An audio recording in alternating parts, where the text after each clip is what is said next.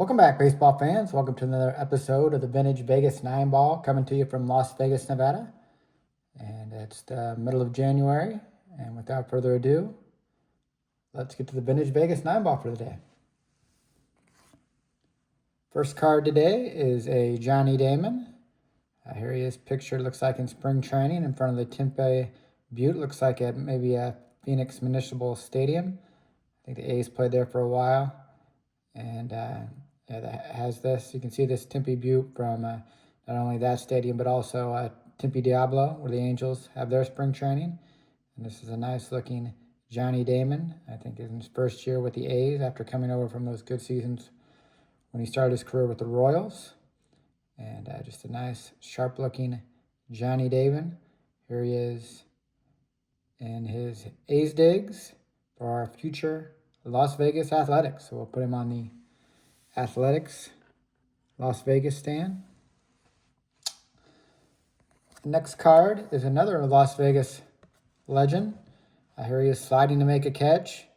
A nice in-action photo with the Ameren CIPS logo there on the wall behind him. Tommy Pham. Tommy Pham from Las Vegas, and had a great prep career here in Las Vegas. And he's kind of a hired hitter around the league. Seems like he's played for just about everybody. I remember him this past year, I believe, with the Pirates, but he's been the Padres, the Devil Rays, the Cardinals a couple times. You name it. Seems like he's played for him. But Tommy Pham, and he's a gritty ball player, and he's a Las Vegas legend. And it's just a great in-action photo with him sliding to make this catch here early in his career with the Cardinals. So we'll put Tommy in front of VEGASTILTSKIN for his legendary Las Vegas prep career. Next card is a Jock Peterson. And, of course, Jock Peterson was famous for getting in that dust-up with Tommy Pham when Tommy Pham slapped him prior to a game because Peterson was stiffing him or giving him a hard time on fantasy football. So, yeah, don't mess with Tommy Pham. Seems like he's always on edge, and you don't want to mess with Tommy Pham. He's a hired hitman in more ways than one. So, Jock Peterson, I don't know the details behind it, but I remember reading about something that had to do with fantasy football, and Tommy Pham had to give him a slap before one of the games. But here he is, Jock Peterson, good left-hand power hitter, and spent a short time with the Cubs. And so for that, we'll put him on the Cubs stand, Jock Peterson. Next card is the Goose, Goose Gossage. Here he is, a member of the Cubs. Of course, he started his career with the Crosstown White Sox, and kind of was a starter at the beginning of his career, but then moved on to be an elite closer for several teams, the Yankees, the Padres against the Cubs, unfortunately in '84. And here he is with the Cubs. Didn't have quite the success with the Cubs, but has that great handlebar mustache that he's famous for here in this photo, and that sharp-looking Mizuno glove. And yeah, Goose Gossage, Rich Goose Gossage. Put him on the Hall of Fame stand because he's a Hall of Famer. Next card is a Cliff Johnson. Here he is as a Cub as well.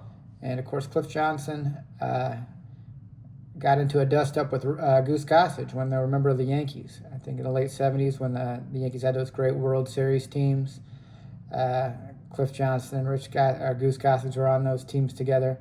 And towards the end of the year, Gossage was kind of giving Johnson, who's had kind of a down year, a hard time about his batting, and was cracking jokes in the clubhouse about his lack of hitting that year. And Cliff Johnson got fed up and actually injured, I think he broke Goose Gossage's hand in the late 70s, and Gossage was unable to pitch in that postseason. Of course, the Yankees still won the World Series, but yeah, they missed their elite closer because of a dust-up between Cliff Johnson and Rich Gossage, because Goose was giving him a hard time about his lack of hitting. So, Next card is a Kurt Bekwova. And Bekwova, of course, is famous for getting in that fight with fight of words with Tommy Lasorda when he was a member of the Padres in the early 80s. And this is a nice looking 1972. Bekwova, kind of a utility infielder for several teams, Indians, Padres, several teams in the 70s and into the mid 80s. But yeah, in a game in the early 80s, it's kind of a beanball war, and Bekwova said they should hold I can't remember the pitcher that hit the guys on the Padres, but he said not only should that pitcher be suspended, but also the fat little Italian, Tommy Lasorda, should be suspended as well for ordering his pitchers to throw at the Padres. And yeah, and then Lasorda, of course, had that famous quote that said Bekwova couldn't hit water if he fell out of a boat. And so yeah, light hitting middle infielder, and yeah, famous for that war of words between Tommy Lasorda and himself. Here is Tommy Lasorda, that fat little Italian, and of course, great ambassador of the game for several years. I think he managed the Dodgers for 20 years, I think from 75 to the mid-90s. And yeah, I remember that dust up. I think it was Joe Lefevre that was actually hit, I think. And Lasorda said he wouldn't be throwing at guys that hit like Joe Lefevre and Bekwova. And he said, yeah, Bekwova couldn't hit water if he fell out of a boat. So that followed around Bekwova for several years. Couldn't hit water if he fell out of a boat, and probably still follows him around to this day. Great quote there by Tommy Lasorda, Hall of Fame manager, and a great ambassador for Italian Americans and also the game of baseball for several years. Tommy Lasorda. Put him on the Hall of Fame stand.